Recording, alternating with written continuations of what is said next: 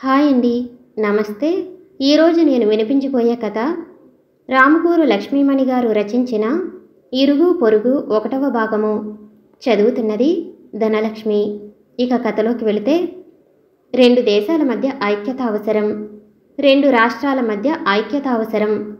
సమాజంలో మనిషికి మధ్య కావలసింది సహకారం, స్నేహం, ఐకమత్యత. మానవుడు సంఘజీవి, అది మర్చిపోకూడదు. 2 అపార్ట్మెంట్స్లోని కొన్ని కుటుంబాలదే ఈ కథ. మనిషి సంఘజీవి అని అప్పుడెప్పుడో హిస్టరీ పుస్తకాల్లో చదువుకున్నాం. అదంతా పుస్తకాల్లోనే, మాకు అదంతా అవసరం లేదు. మేము ఇలాగే ఉంటామంటారు వాళ్ళు. అందరూ కాదండి, వాళ్ళల్లో కొందరు.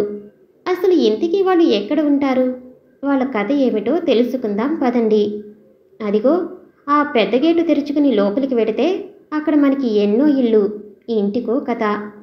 ఆగండి, ఒకసారి గేట్ మీద కూడా ఒక లుక్ ఇచ్చుకుని వెళదాం. ఆ బిల్డింగ్ పేరు పెద్ద అక్షరాలతో రాసి ఉంది. చదివేసి లోపలికి వెళదాం. కోకో నిలయం. అదేమిటి అనుకుంటున్నారా? ఆ బిల్డింగ్ కట్టించిన డెవలపర్ ఆ అపార్ట్మెంట్స్కి పేర్లు అలాగే పెడుతుంటాడు. తన పేరుని షార్ట్ కట్ చేసి అలా రాయిస్తాడు. అతని పేరు కొమరవేణి కొమరయ్య. అలా పూర్తి పేరు పెడితే బాగుండదని షార్ట్ కట్ చేసి కోకో నిలయం అని రాస్తూ ఉంటాడు. అతనికి డెవలపర్గా మంచి పేరే ఉంది. చాలా చోట్ల పెద్ద బిల్డింగ్లు కట్టించాడు. అతను మొదట్లో కట్టించిన బిల్డింగ్ కాబట్టి దీన్ని చిన్నగా కట్టాడు. 5 అంతస్తులో 10 ఇళ్ళు వేశాడు. సిటీలో మిగతా చోట్ల చాలా పెద్ద కాంప్లెక్స్లే లేపాడు.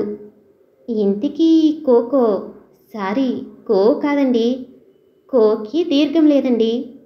చెప్పడంలో రాయడంలో ఎప్పుడైనా కోక అంటే అందరూ గై అంటారు. ఈ కోకో నిలయంలో ఉన్న 10 ఇళ్లల్లో 5గురు సొంత ఇంటి వాళ్ళు ఉండగా మిగతా 5గురు అద్దెలకున్నారు. ఈ కోకో నిలయంలో ఉన్న వాళ్ళని చూసి అందరూ పేరుకు తగ్గట్లే ఉన్నారు అనుకుంటూ ఉంటారు. కొరకరాని కొయ్యలు వాళ్ళు కొందరు. అందుకే ఆ బిల్డింగ్కి ఆ పేరు బాగుందని గుసగుసలాడుకుంటూ ఉంటారు చాలామంది. ఆ గేట్ ఎప్పుడూ కూడా తెరిచే ఉంటుంది. కింద గ్రౌండ్ ఫ్లోర్లో వాచ్మెన్ కోసం ఒక రూము, కార్లు, స్కూటర్లు పార్క్ చేసుకోవటానికి స్థలం ఉంది.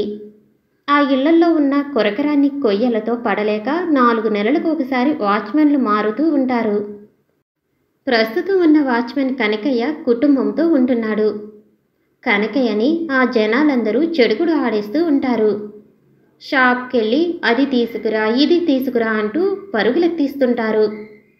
పని ఎవరు ముందు చెప్పారు అని చూసుకుని దాని ప్రకారంగా వాళ్ళ పని ముందు చూడాలి. లేకపోతే వాడి బుర్ర రామకీర్తన పాడేస్తారు. ఇప్పుడు సమయం ఉదయం 7 గంటలు. కరెక్ట్గా ఆ రోజు ఈ టైంకి 3వ అంతస్తులో ఒక చక్కటి సీన్ నడుస్తూ ఉంటుంది. అదేంటో చూద్దాం రండి. 3వ అంతస్తులో 1వ నెంబర్ ఇంట్లో ఉన్న పంకజం తన ఇంటి ముందు ఊడ్చుకుంటూ ఉంది. క్రిందటి రోజు వేసిన ముగ్గు చీపురుతో అటు ఇటు నెట్టేస్తూ ఇంటి ముందు శుభ్రం చేసుకుంటూ ఉంది. కావాలని 302 ఇంటి వైపుకి కొంత తోస్తూ తన గుమ్మం ముందు ఊడుస్తుంది. పంకజం ఊడుస్తుందని తెలుసుకుని లోపల నుంచి దడాలున తలుపు తెరుచుకుని కనక మహాలక్ష్మి పెద్ద గొంతుతో తిట్టుకుంటూ తలుపు తీసింది. నా ఇంటి వైపు నీ ముగ్గు ఎందుకు తుడుస్తున్నావు? నీ ఇంటి ముందున్న ముగ్గు నా ఇంటి ముందు పడుతుంది. నేనేమి మీ ఇంటి వైపు తోయట్లేదు. నా ఇంటి ముందే నేను తుడుచుకుంటున్నాను. ఇదిగో చూడు, నీ ముగ్గు నా గుమ్మంలోకి వచ్చింది. మర్యాదగా చీపురుతో ఆ ముగ్గు తుడిసేసేయి. ఎన్నిసార్లు చెప్పాను నీకు? అయినా ఒకసారి చెప్తే బుద్ధి ఉండాలి. రోజు నీ ఇంటి ముందు ముగ్గు నా ఇంటి ముందుకు తుడుస్తున్నావు. అయినా నేను వేసినట్టు చాక్పీస్తో ముగ్గు వేయొచ్చు కదా. ఆ ముగ్గుతో వేస్తావు, అది వచ్చి నా ఇంటి ముందుకు పడేటట్లు తుడుస్తావు. ఒకసారి చెప్తే బుద్ధి ఉండాలి. గుమ్మంలో నుంచి గయ్యమని అరిచింది కనకం. కనకం మాట లెక్క చేయకుండా పంకజం ఆటో చీపురు ఈటో చీపురు వేస్తూ కావాలని కయ్యానికి కాలు దువ్వుతూ తన పని చేసుకుంటుంది. ఈ లోపల కనక మహాలక్ష్మి లోపలికి వెళ్ళి చీపురు తీసుకొచ్చి తన ఇంటి ముందు పడిన ముగ్గుని పంకజం ఇంటి వైపు తోసింది. పంకజం ఊరుకోకుండా మళ్ళీ చీపురుతో అటు ఇటు నెట్టింది, కావాలని కనకం గుమ్మంలో పడేటట్టు. అలా ఒక 10 నిమిషాలు యుద్ధం కొనసాగుతూనే ఉంది. రష్యా ఉక్రెయిన్ల మధ్య జరుగుతున్న యుద్ధంలా. దానికి కొనసాగింపుగా ఇంకొక ఘటన జరిగింది. పాల ప్యాకెట్లు ఇచ్చే అతను చీపురుతో అడ్డంగా నుంచిందని పంకజం ఇంటి ముందు కాకుండా కొంచెం అటు పక్కగా కనకం ఇంటి వైపు పెట్టి వెళ్ళిపోయాడు పాల ప్యాకెట్స్. వెనక్కి తిరిగి చూడను కూడా చూడకుండా. ఏ బాబు, ఈ ప్యాకెట్లు ఇలా నా ఇంటి ముందు ఎందుకు పెట్టావు? బుద్ధి లేదా నీకు? వాళ్ళ పాల ప్యాకెట్లు తీసుకొచ్చి నా ఇంటి ముందు పెడతావా అంటూ వాళ్ళ ఇంటి వైపు పెట్టిన పంకజం పాల ప్యాకెట్లని విసురుగా అటు తోసేసి తన పాల ప్యాకెట్లను తీసుకుని దడలను తలిపేసుకుని లోపలికి వెళ్ళిపోయింది. అలా 301లో ఉన్న పంకజానికి 302లో ఉంటున్న కనక మహాలక్ష్మికి పచ్చగడ్డి వేస్తే బొగ్గుమన్న చందంగా తెల్లారుతుంది ముగ్గు సీన్తో. అలా ఎవరికి వాళ్ళు తగ్గేదేలే అన్నట్లు అరుచుకుని కాసేపటికి నీరసం వచ్చి లోపలికి వెళ్ళి మరొక కప్పు కాఫీ నోట్లో పోసుకుంటారు. ఆ కొరకరాని కొయ్యల్ని భరిస్తున్న భర్తలు మాత్రం కిమ్మనకుండా ఉంటారు వినోదం చూస్తున్నట్లుగా. ఆ టైంకి ఇద్దరు న్యూస్ పేపర్లు అడ్డం పెట్టుకుని దేశంలో జరుగుతున్న నేరాలు ఘోరాలు పొలిటికల్ వార్స్ గురించి చదువుతూ బిజీగా ఉంటారు. అయితే బయట భార్యలు సాగిస్తున్న రష్యా ఉక్రెయిన్ యుద్ధాన్ని మాత్రం ఆపటానికి ట్రై చేయరు. అమెరికా వాళ్ళలాగా హాయిగా ఆనందిస్తూ బ్రహ్మానందం పొందుతూ ఉంటారు. కానీ ఎందుకైనా మంచిదని వాళ్ళు ఒక చెవి ఇటు పడేసి ఉంచుతారు. ఎప్పుడైనా ఆడవాళ్ళు కాస్త శృతి మించితే ఏదైనా అభ్యంతరకర మాటలు దొర్లుతున్నాయంటే రంగంలోకి ప్రవేశించవచ్చునని అనుకుంటూ ఉంటారు. అభ్యంతరకర అంటే ఆడవాళ్ళు ఇద్దరూ ఫైటింగ్ చేసుకుంటూ మగవాళ్ళ గురించి ఏమన్నా అంటారేమోనని, వాళ్ళ పేర్లు ఏమన్నా ప్రస్తావిస్తారేమోనని. అప్పుడు రంగంలోకి దూకి తమ బలం కూడా చూపించవచ్చని వాళ్ళు ఎదురు చూస్తూ ఉంటారు. కానీ ఆ అవసరం ఎప్పుడూ రాలేదు.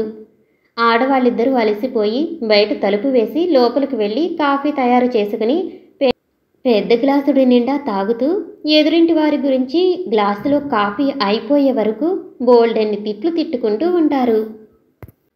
పంకజం కావాలని ఎన్నిసార్లు చెప్పినా చాక్పీస్తో ముగ్గు వేయకుండా ఊరు నుంచి పెద్ద బస్తాడు ముగ్గు తెప్పించుకుని కావాలని ముగ్గు వేసి ఎడాపెడా ఊడుస్తూ తన ఇంటి ముందుకు తోస్తుందని కనకలక్ష్మి అభిప్రాయం.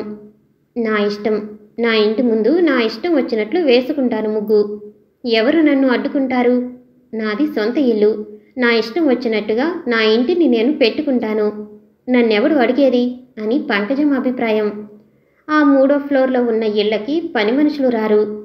ఎందుకంటే ఎవరిని పెట్టుకున్నా కూడా 3 రోజులు చేసేసి ఇక మేము చేయమని ఆ చేసిన 3 రోజులు కూడా డబ్బులు తీసుకోకుండా వెళ్ళిపోతారు. కనకలక్ష్మి పంకజం ఇద్దరిలో ఏ ఒక్కరూ తగ్గకుండా పని మనిషిని రాచి రంపాన పెట్టే టైపు. గిన్నెలు కడగటం, ఇల్లు ఊడవటం, ఆ 2 పనులు వాళ్ళు 20 నిమిషాల్లో చేసి వెళ్ళిపోవాలని చూస్తూ ఉంటారు పని మనుషులు. కానీ పంకజం దగ్గరుండి గిన్నెలకు సబ్బు అంటుకుని ఉండకుండా కడగాలని 4 సార్లు కడిగిస్తూ ఉంటుంది. ఇల్లు కూడా అన్నీ తీసి సర్దుతూ తుడవాలని చెప్తుంది. అలా చెప్తే పని మనిషికి నచ్చదు కదా.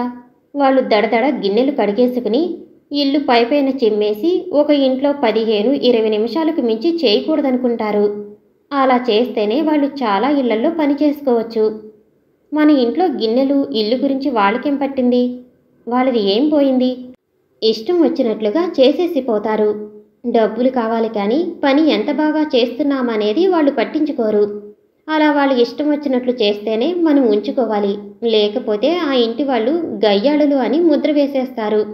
అమ్మో, 3వ ఫ్లోర్ వాళ్ళ, మేము చెయ్యము అంటూ పారిపోతారు ముందే. ముగ్గు వేయటం ఎపిసోడ్ అయిపోయిన తర్వాత పంకజం లోపలికి వెళ్ళి కాఫీ పెట్టింది. పొద్దున్నే న్యూస్ పేపర్ ముందు కూర్చున్న భర్తను చూస్తే మండుతూ ఉంటుంది పంకజానికి. తాను ఇంత కష్టపడి అన్ని పనులు చేసుకుంటూ ఉంటే హాయిగా లేచి కూర్చుని పేపర్ చదువుకుంటూ ఉంటాడని మంట. కానీ తప్పదు కదా.